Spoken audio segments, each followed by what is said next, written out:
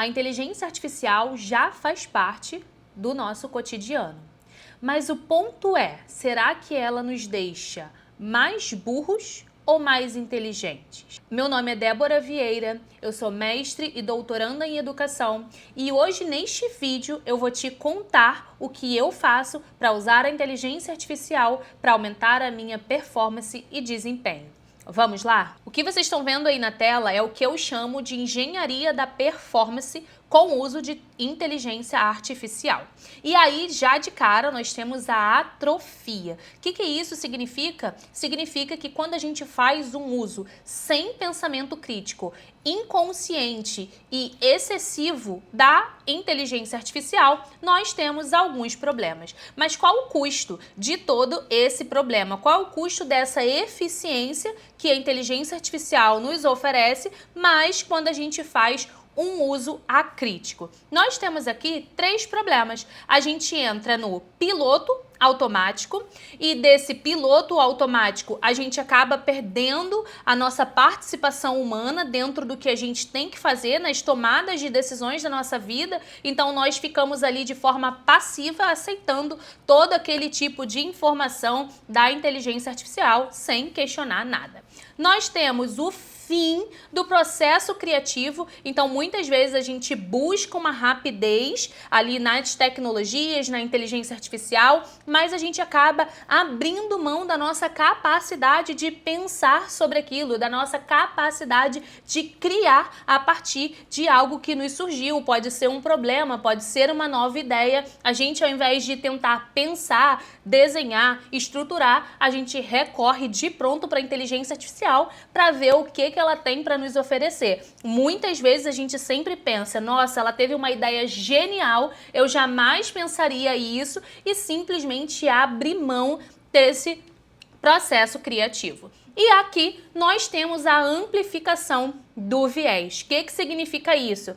Quando a gente fica alimentando a inteligência artificial com as nossas opiniões, com as nossas perguntas, com as nossas questões, simplesmente a gente molda ela para que ela devolva para a gente aquilo que a gente quer ouvir. Sim, então ela vai simplesmente devolver para você as suas ideias de outra forma, para reforçar aquilo que você já pensa, já acha, já sente. E isso faz com que você acabe tendo aí um viés que te leve somente para aquilo que você acredita e não faça você olhar a vida por outros ângulos diferentes.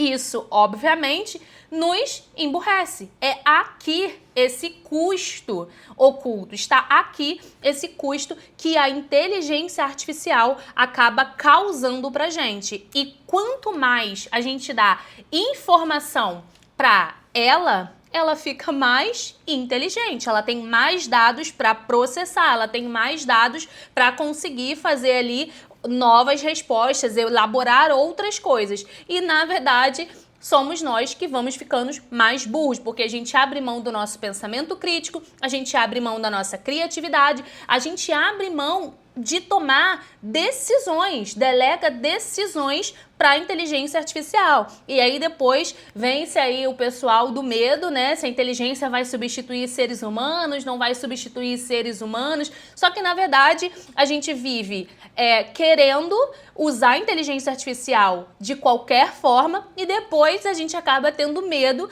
dela substituir a gente. Mas algo que é totalmente humano, a gente fica tentando a todo custo delegar aí para ela. Mas a gente tem aqui o outro lado da história, que, como eu contei, né, como eu te disse no início desse vídeo, eu ia te contar como que eu faço para usar ela para conseguir aumentar a minha performance. Então, aqui nós podemos ter a inteligência artificial como um acelerador cognitivo. O que isso significa? Quando a gente consegue usar a inteligência artificial para fazer uma delegação de carga cognitiva, ou seja, a gente simplesmente consegue transferir para ela o processamento de tarefas repetitivas e densas, que não fazem sentido a gente ficar fazendo, perdendo tempo e energia. A gente libera o nosso cérebro para as nossas decisões estratégicas. Aqui eu coloquei um exemplo, né, de resumos e transcrições, mas existem inúmeras outras atividades que podem ser feitas pela inteligência artificial. E aí, quando a gente fala, né, sobre essa questão de, será que ela vai substituir seres humanos ou não?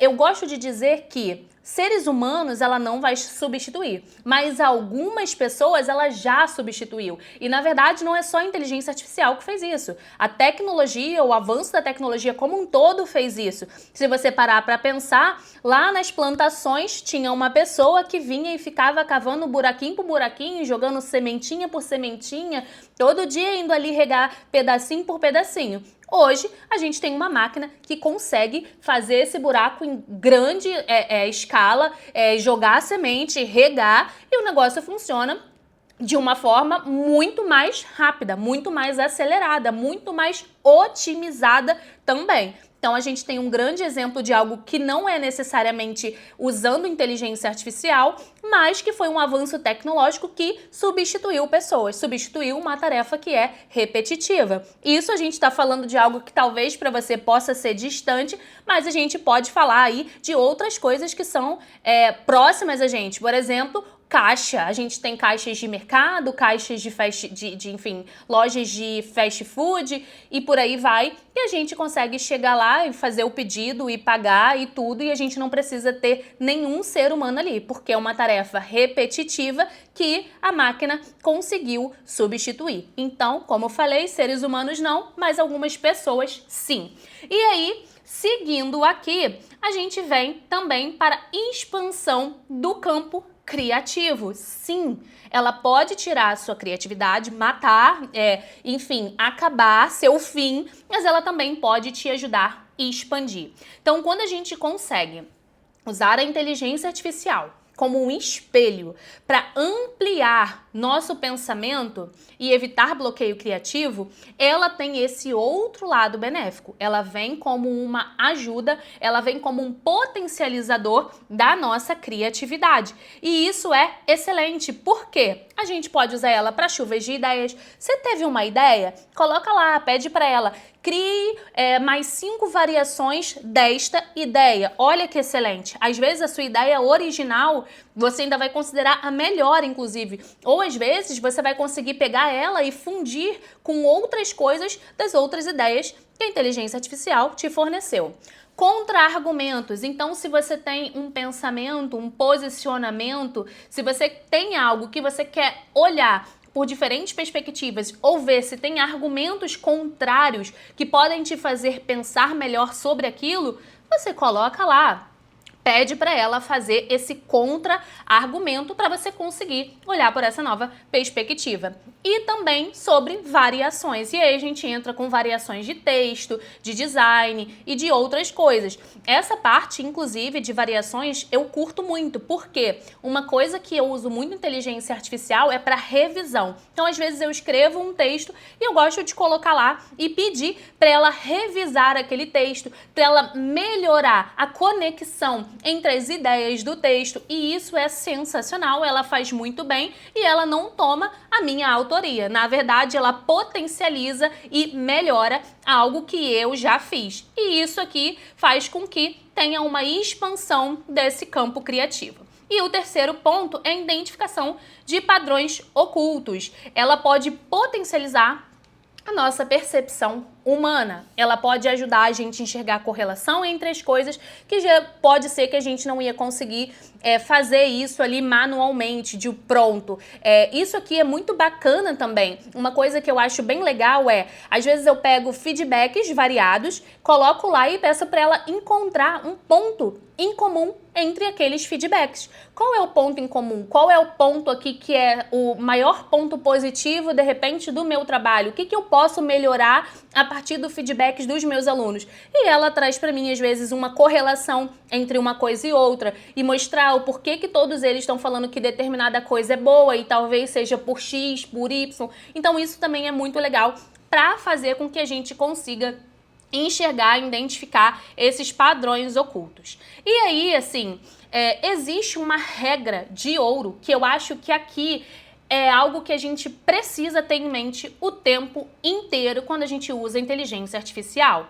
A gente pode aproveitar o melhor dos dois mundos. A gente pode continuar expandindo a nossa inteligência, tendo pensamento crítico e usando a inteligência artificial. Uma coisa não exclui a outra. Mas para que a gente faça isso, existe uma regra clara. Nós precisamos estar no comando. A gente não pode delegar para a inteligência artificial o que a inteligência humana faz. A gente não pode delegar para a inteligência artificial aquilo que é um processo cognitivo e criativo nosso. Então, a gente aqui precisa ter clareza e estar como piloto da situação. Então pense que a inteligência artificial é uma ferramenta que você vai usar, mas você define a estratégia, você é o piloto, você vai definir o destino, você vai tomar as decisões críticas e você vai assumir a responsabilidade final. E aí sim você traz ela como seu copiloto. Então você vai usar a inteligência artificial de forma que ela execute tarefas de apoio, de forma que ela gere sistemas, forneça dados e execute coisas como um copiloto durante o seu processo de desenvolvimento, durante o seu processo de pensamento e ação. E isso é muito importante, porque quando a gente fala aí de inteligência artificial, de rapidez, de eficiência, a gente precisa lembrar sempre que a gente precisa conseguir priorizar aquilo que é de nossa responsabilidade, aquilo que é ético dentro do que a gente entende, obviamente, como ética, aquilo que é humano. Então você precisa conseguir fazer essa análise crítica. E para isso, o ponto central que eu acredito é a gente pode ter como objetivo usar a inteligência artificial para aumentar a nossa inteligência. Jamais para substituir. Então, trata-se de uma delegação. Você vai delegar para ela, como eu falei, tarefas repetitivas e outras coisas que você pode delegar, mas você não vai abdicar do seu espaço, do seu lugar, do que você precisa fazer. Então é uma relação de parceria e não de dependência. É importante que você consiga sentar e escrever um texto sozinho, ter segurança para responder. Imagina você trabalhar remotamente, toda reunião você usa a inteligência artificial ali rápido para dar respostas elaboradas, para escrever e-mails, e aí de repente hoje é presencial. E aí você chega na mesa, tá todo mundo na mesa, e aí? Vai ficar um silêncio, muito provavelmente. Você vai se sentir inseguro, incapaz, e aí a inteligência artificial que poderia potencializar a sua própria inteligência, o seu repertório, simplesmente limitou você. Nesse ponto, ela se torna de fato a inteligência e deixa para você a burrice, a ineficiência. E eu acredito que não é isso que você queira. Então, para a gente fechar esse vídeo de hoje, eu vou te deixar uma reflexão. Se a gente aceitar que nós estamos no lugar do piloto, a questão vai se tornar: qual é o nosso plano de voo? Todas as vezes que você for usar a inteligência artificial, tenha clareza do seu objetivo, tenha clareza do que você quer com aquilo, não se esqueça do seu lugar humano. Eu comecei falando de atrofia, né? E eu acredito que existe hoje uma atrofia e uma preguiça cognitiva muito grande. E, de fato, eu acredito que isso possa ser uma consequência do uso indiscriminado da inteligência artificial para tudo. Nós, inúmeras reportagens, inúmeras pesquisas já mostraram que nós estamos cada vez lendo menos. A gente não suporta ver um vídeo grande. A gente quer vídeo de 30 segundos. A gente quer um texto de um parágrafo. Por que isso será que está acontecendo? Porque tudo tem sido entregue numa velocidade absurda. Não deixe que a tecnologia substitua a sua inteligência. Não deixe que a inteligência artificial faça você abrir mão do seu lugar, da sua inteligência, do seu posicionamento, do que você acredita, do seu espaço criativo. E é isso. Faça por você o que só você pode fazer.